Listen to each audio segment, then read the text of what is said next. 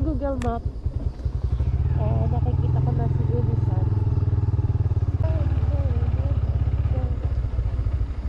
You have arrived. White Sand Beach.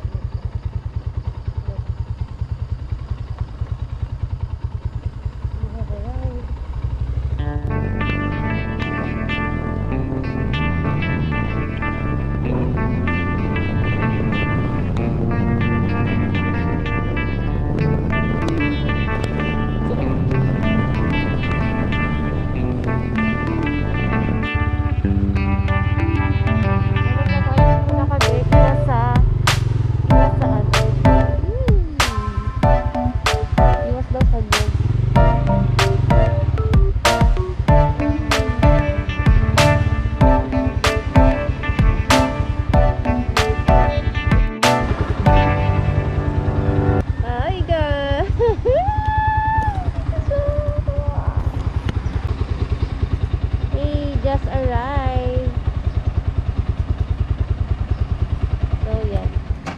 Hey Mot, good job. Init, sabi ni Mot, ang init ng mga foot nyo.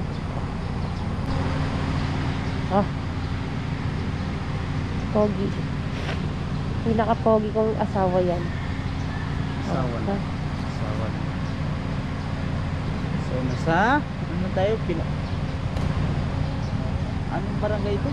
Anong Unisan. city? Unisan City ba yung Unisan?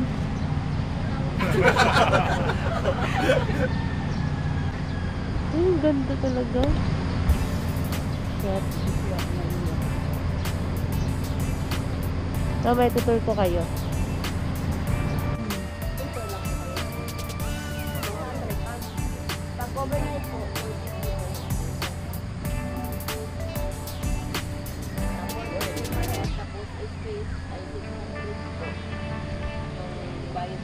Ay, 300 pala. Sa inyo pala ang 10. Opo. 300 po sa... 300 yan sa space. Opo, sa 10 space po. Tapos, May 10 sila. Pag day na, day tour, 200. Pag overnight, 450 na, 250 kasi ang overnight sir. so dalawa kami. Pa 900 po. Gets na. Kasi, Ayan. okay na. Kumbaga, nag-additional ka lang ng 250 for overnight. Tapos plus 300 doon sa plane. Okay. Okay. Kung papayag po kayo sir, ipipitch ko na lang po kayo doon para napakapit na. Sige, para maka... Mamaya po ako pong hahanap sa inyo. sige, madali lang naman kami hanapin. Dalawa lang kami. Mamaya pagdating po ng receptionist natin. Layo yung reception nila nandun Yun, pa. yan no. Yan no. Yung blue. Ayun. Hindi yung blue. Ay, saan ba ito? Ito pala. Akala ko yung may ilaw. Ito pala. Basta yan na yan. Pares may ilaw yan. Oh. Pagka ginutom ka, nandito ka lang.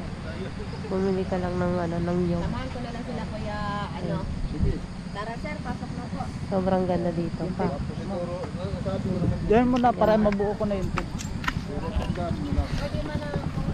Hi guys. So, 6 hours yung biyahe namin. 5 lang? Anong oras ba? 6 hours. 1 hanggang 7. Sa bagay 5. Anong 1? 5 and a half. Anong 5 1? and a half. One. Touchdown namin dito sa Let's go. Parking area. Nandun yung clubhouse. Alin ba yung mga talagang tawag nito? Usually nagtitig sila. Meron doon sir, meron po dito. Dito po na medyo lapit-lapit sa pool sir. Yung...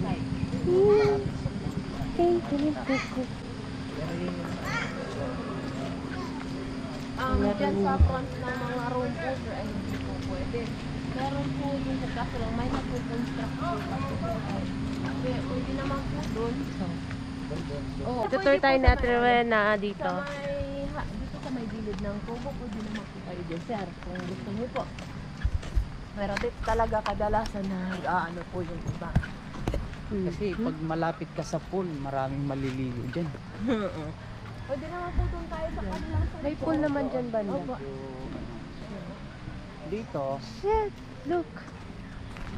White nga to. Hanggang saan to? Bison yata. Yung Pwede nyo parang, pasyalan, sir. parang yung area nyo na talagang sakop dito. Doon po sir sa may kahoy na doon sir. Doon po yun. Tas, doon po sir may grotto. Pwede po kayong halimbawa kahit nasa tent kayo, i-secure nyo lang ilak yung tent nyo. Tapos pwede po pumasyal doon, may grotto po doon sa may doon sa may doon po. Tapos may ginagawa pa po doon sir na pool. Doon sa kabilang doon.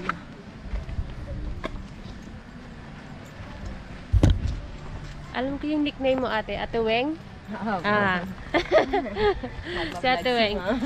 Yung nagpalikli sa akin, Rowena yung pangalan din eh. So Weng yung ano niya. Tinutur tayo ni Ate Weng. Sir. Dito. Worth it yung 5 hours namin yung biyahe. Ang ganda dito. Dito tayo.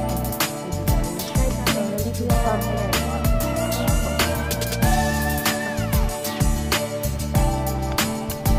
So dito tayo para malapit sa mga mangrove. Ano lang po, ano ng tent mo sir ha? Opo.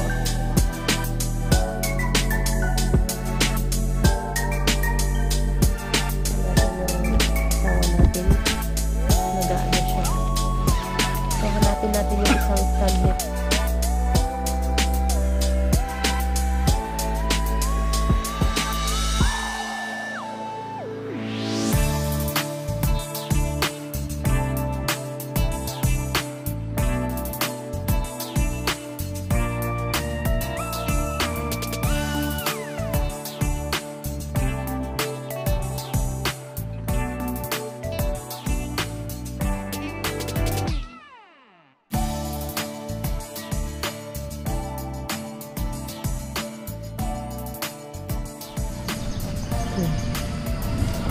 Okay na. Medyo maliwanag-liwanag na. Pwede na tayo mamayang kumain or matulog muna habang di pa mainit. Hi. So last time, nag-beach kami pero Quezon din yon. Pero ngayon, Quezon din pero medyo malayo. 5 hours from Quezon City. Kaya medyo malayo. Sakit ng puwit ko, sakit ng balakang ko, lahat masakit. Tuba ko na. Last time nag-beach kami, ang payat-payat ko. Hindi naman itsura ko. Bagay pa bang mag-two-piece yan? Look, sobrang ganda. Hindi siya crowded kasi hindi siya sobrang liblib niya, malayo. Hindi siya crowded na beach, pero maganda, sobra. Nakaka-relax. Ito yung mangrove nila. Pretty. Diba? Shit.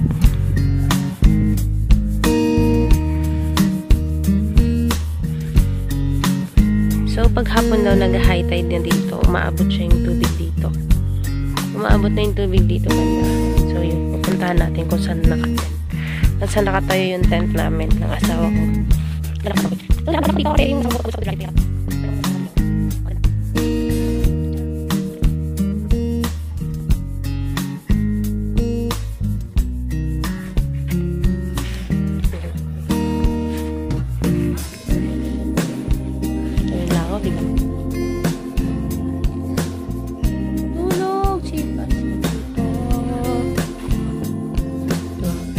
So, habang natutulog yung asawa ko, samahan niyo muna akong bumili ng makakain. Yeah. So, maglalakad-lakad ako dito sa clubhouse nila. Ayan. Yan yung pinaka-view dito.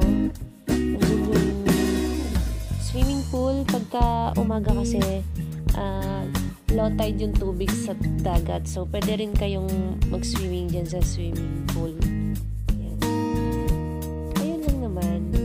Sobrang nakaka-relax yung area dyan talaga. As in. Yan. Tapos ito yung restaurant nila. Pwede kang umorder ng pagkain, magpaluto. Buko juice, fresh, sobra. Yan. So, binili ko lang something lang na maiinitan yung tiyan namin kasi kakarating lang namin. Ayan, bibili ako ng cup noodles namin para naman makatulog na tayo, makapagpahinga muna kami. Okay? Ayan yung pinaka-view dito. Yan. Wow! Napaka-instagrammable Diba? Ang ganda. Sobra. Diyan ako naka-post ng pang Instagram. Ang ganda, diba?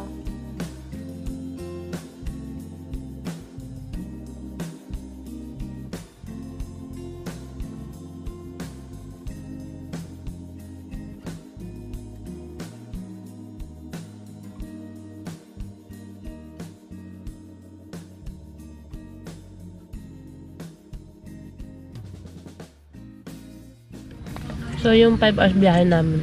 Ito, minuto mo. Minuto mo yan, biya. Yan, itsura nung aming tent. Yan. Kain. Pinutok sa camera, B. So, ayan na nga mga B. Ayan, kagigising lang namin dito sa oras na to. At ako, lagi naman nagsinisipon. Hindi ko alam kung bakit araw-araw kung may sipon. Kahit may sipon, ice cream pa rin. Charot! Halo-halo yan, B. Yan. Nakain ko na kasi yung ice cream. Ah, diba? Asawa ko nagalo-halo na.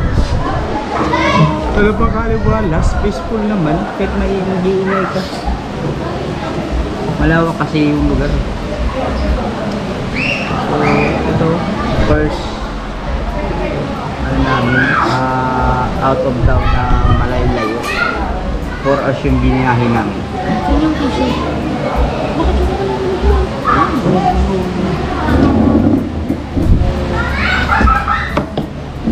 Advance Valentine's date namin.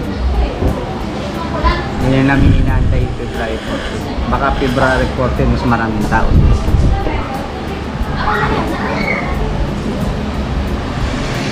Maraming na rin umuwi.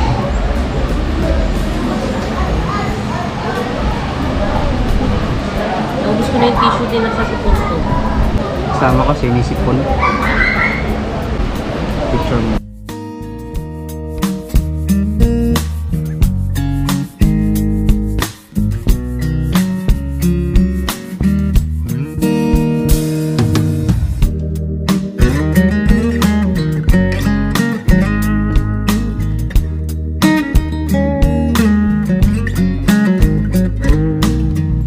Pakita mo yung mga bago kong pinagawang swimming pool.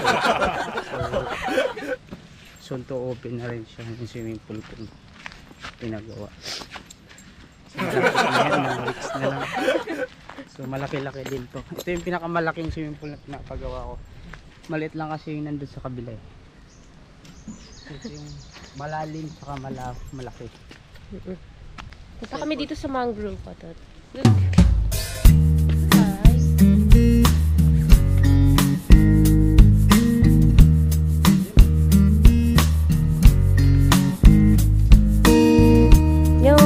Wala pa siyang daan ng tubig, so umabot ko siya. So, liwaw ng tubig. Ang tubig. Maliligo na kami mamaya. Sabi, night swimming kami. Night swimming. Maganda yung araw ng reflection ng araw. Salit lang ako. Tapos lang namin maligo. So, ito, papakita ko sa inyo yung pinaka-likod. Diba? Pinaka-dagat ito. White sand beach naman talaga siya. Po yung itsura nung beach pagka high tide na siya. Ayan. Pa-sunset na, kaya ito na yung pinaka-view talaga. Doon lang kami dito mo na naligo, makikita yung pinaka-beautiful nung lugar. Ayan, napakakalmado ng tubig.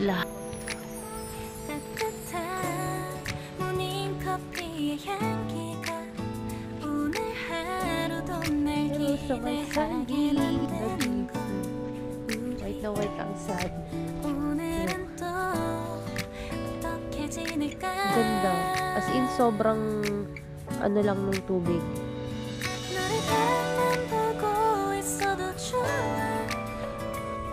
아무 말도 하지 않아도 난 좋아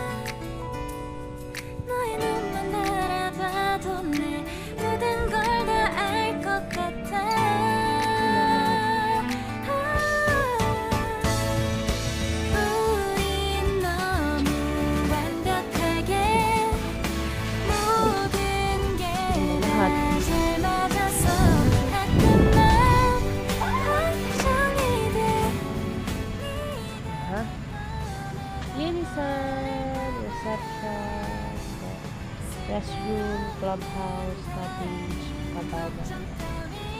So kami nag-tent. Ito yung pinaka-restaurant nila. Yan, clubhouse. Kumbaga sinasabi nila clubhouse. Yan. So, nandun yung receptions nila. Doon sila tumatanggap ng guest, doon nagbabayad. You know? Oh. Hi! Diba? Ay! Ito yung mga ako dito mababait. Ang ganda.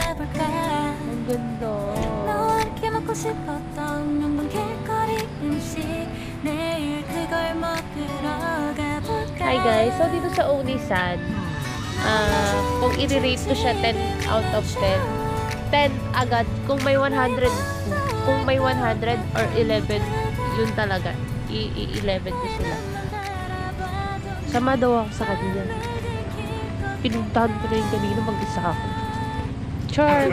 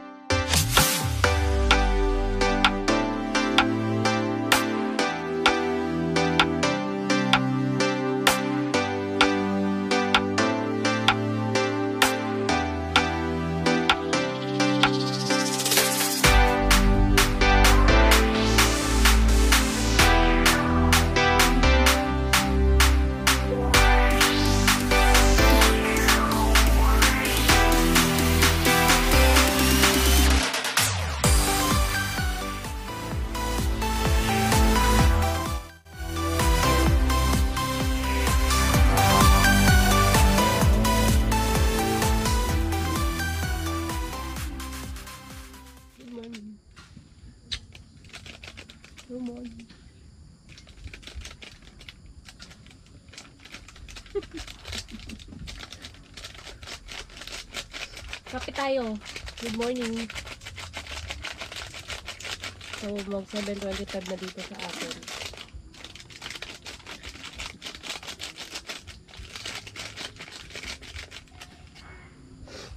Gising kami ng 6, tapos gala-gala. So, pauwi na nga kami nito kinabukasan. Kaya, magkakape muna kami bago kami bumiyahe ulit. Ayan, kape-kape muna, konting usap. Char, nag-uusap pa kami, parang hindi naman.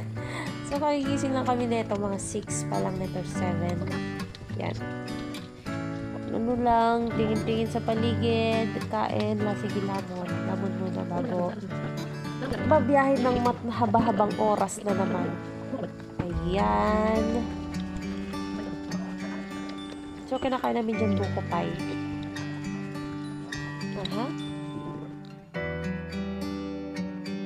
Siyempre, hindi namin palalampasin na umalis kami ng lugar nang walang maraming baong selfie. Ayan. Siyempre, sasama namin yung aming kasama sa aming ride, ang aming pinakamamahal na Daddy Motmot. So, hindi naman pwedeng wala rin siyang selfie. Kasama si Unisansan White Beach dito lang sa Inisan, sa Barangay Mapupot. Okay? Sa lahat ng mga gustong pumunta dito, 200 to 250 lang yung kanyang entrance. Kung nagka-tent kayo, okay naman kasi may tent area. Yan. Bye! See you in next ride!